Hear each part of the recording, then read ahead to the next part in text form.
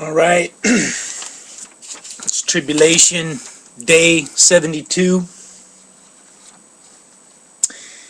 It is Monday, July 25th, 2011. I want to welcome any and all of you out there who have joined the Tribulation. Thank you for being a part of it, as if you had a choice. A heads up to Kikoa 1776. Got turned on to some pretty cool videos by a cat who goes by the name of Jimmy from Brooklyn. I never heard of him, but that being said, I took a minute and listened to the 6 audio videos that he has, and I've linked them. They're on the playlist for the channel, and there are links to it from the blog, from the website. But Jimmy, what he throws out there is some pretty heavy stuff, and he talks about nobody believing him or backing him up, or just wanting to hear what he has to say. Well, you know what? I'm all ears, and I don't need him to really prove anything he's saying, because just to me, I get a vibe that a lot of it rings true. So in a nutshell, what is Jimmy talking about? Jimmy is talking about global communism and how it is the enemy of the United States, and how, even though a lot of people claim that Ronald Reagan defeated communism, Reagan may have defeated them, but he didn't win the war. Like, they didn't go away. They've always been there. They just changed tactics. And you know what? I totally agree with that. Vladimir Putin, he's still around as the Prime Minister of Russia, and he was the head of the KGB over there. So anyway, in the Tribulation, like I've been talking, we've got several sinister forces that are aligning, and Jimmy kind of puts the pieces of the puzzle together and says that definitely, the communistic party and movement is aligned with the radical Islamic movement, and I definitely buy into that. And when Russia has these events where it appears as though they are experiencing terrorism by radical Islamic movements or people over there, that it's all kind of like staged because it's fake. And you know what? I kind of buy into that, because to me, the communist movement, without a doubt, they are masters. Their whole strategy was to go subversive and underground, and pretty much in everything they do, whenever you look at their organizations, they always have these titles that don't really explain that they are the Communist Party, even though anyone with a brain out there knows that they are.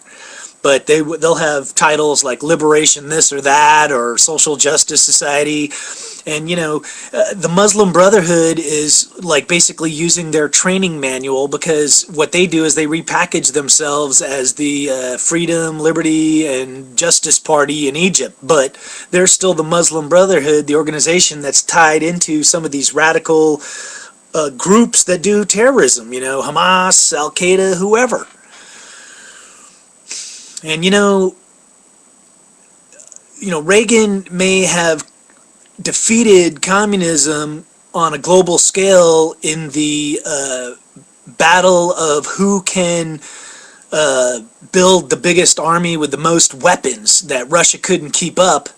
But since we won that battle, the Communist Party got wise and said, what we'll do is we'll continue to have America spend itself, and we will win by just making that country, go bankrupt. And I think if you look at the history of the last 30 years, you can see it, man, from Afghanistan to Iraq to Pakistan to everything. The United States is being played for a fool.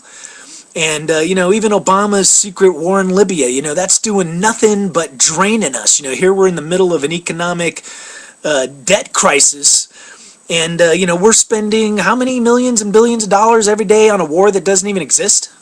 But it's all part of the plan. And, Obama doesn't seem to have any problem with just spending us into oblivion. So, to me, the sinister forces, the rest of the world, communism is, all these dark forces, they're like wolves. And a couple of things about that, wolves, ever heard the saying, a wolf in sheep's clothing? Well, wolves can disguise themselves to where they appear to be part of the pack or friends, but they're not. And wolves also, the way they hunt is they hunt in a pack. They group up, and they go after prey, and they wound the prey. They nip at its heels, and they bite it, and they wear it down. And then once it's weakened and bloodied and wounded, the wolves will circle the pack and go in for the kill. And you know what? That's kind of what's going down, is that the rest of the world is smelling the blood and sensing the kill. And that's what's unfortunately on the near-term horizon, a major factor that we could be entering into some major conflict or possibly World War III. And I'm talking in the next, month to 2 years, it just seems like all the events that are going down, this guy, Anders Breivik in Norway with the massacre, it's all playing into the same thing. And, we're all having the wool pulled over our eyes. One thing I totally buy into is if you look at the Islamic states that basically hate our guts, Iran and Syria, they're all doing business, in Pakistan with the Russians. And what are the Russians doing? They're helping them develop weapons, and they're developing nuclear energy, building reactors everywhere. While the rest of us, the Western free world, where we don't have any nuclear power, we're not drilling for oil, we're sitting here being sold a bill of goods about some kind of go green BS from our president. The rest of the world, the communist world, they're building nuclear power and reactors, they're drilling for oil, they're getting all the mineral rights, and I'm telling you, it doesn't bode well, because the day is coming. It happened under Jimmy Carter, where all of a sudden there's an oil embargo, and I'm telling you, life as we know it here in America is going to be turned on its head. Our president's coming out at 6 o'clock tonight to flap his lips about, oh, how I'm in charge, or I'm doing something, or it needs to be this or that way. You know what? Psh, nobody's buying that anymore. And you know what? It doesn't matter what they do at this point. I think the Republicans, as strange as it is, they're our best option, and they're probably gonna get a lot of what they want. But I don't think it's gonna matter, because we got a national debt where every man, woman, and child in America owes like somewhere between 40 to 50,000, and what they're arguing over is raising the debt ceiling by about $3 trillion, which will increase the amount of money we owe from 50,000 to like 60 to 80,000, and their long-term budget for 10 years, what it still does is increases the debt to like some unheard of amount, like 26 trillion, which is like each of us owing $1 million. And I guarantee you, we're not going to get 10 years down the road on that kind of a plan. That's a plan that drives us right off the cliff into oblivion. The stock market today went down. It wasn't like the collapse. August 2nd now. There's a ticker on all the channels on TV, countdown to the 2nd. Who knows what's going to go on. The price of gold is at an all-time high. To me, the stock market, I kind of called it back in 1999. I was telling all my friends and my cousins out on the East Coast, I said, get the hell out of the stock market. And they were laughing at me. They were like, what the hell are you talking about? There's so much money being made. And then right as Clinton got out of office, the whole stock market collapsed in on itself. And people lost just a mess load of money. Well, you know what? That might be coming again. So, you know what? Diversify your stuff, even in the market, man. Maybe make sure you're invested in something outside of America. So if the dollar collapses, you got something that's not based on the US dollar.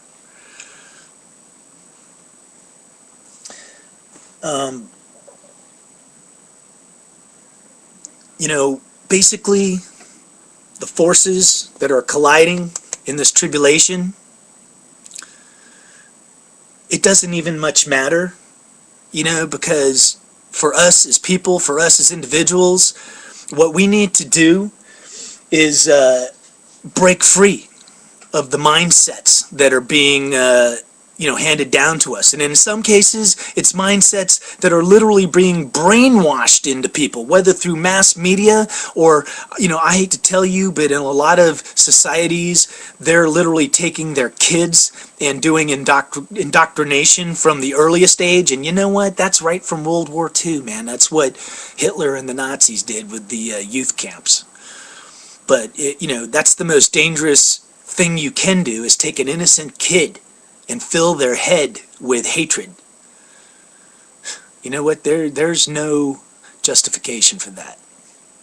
And you know what? If we can break the mental bondage, whether it's from religion or from indoctrination, from where we were born or raised, if we could actually free ourselves, then we got a chance.